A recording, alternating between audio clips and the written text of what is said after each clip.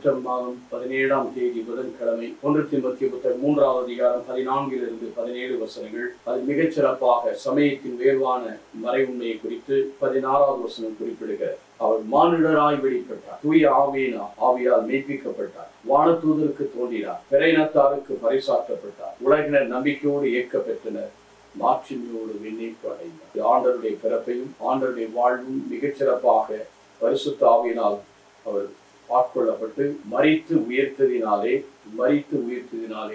அவர் இறைமகன் என்று நிரூபிக்கப்பட்டார். அவர் விண்ணகத்துக்கு எடுத்துக் கொள்ளப்பட்டார். இந்த உண்மையை நாம் அறிந்து கொள்ள அழைக்கப்படுகிறோம். நாமும் கூட கடவுளுடைய பிள்ளைகளாக பரிசுத்த ஆவியால் ஆட்கொள்ளப்பட்டு பாவத்துக்காய் மரித்து ஜீவனுக்காய் பிழைக்கும் போது அவர் எப்படி மரித்து உயிர் தெழுந்து தான் இறைமகன் என்று நிரூபிக்கப்பட்டாரோ அதே போல நாமும் ரோமர் 1:3 சொன்னது போல நாமும் நிரூபிக்கப்பட அழைக்கப்படுகிறோம். அந்த அழைப்பில் நிலைத்திருக்க நாம் செபிப்போமா?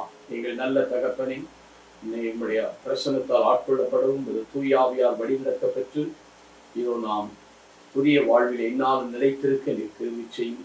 பாவத்திற்காய் மரித்து ஜீவனுக்காய் பிழைக்க உதவி செய்யும் நல்ல ஆண்டவரே. ஆமென்.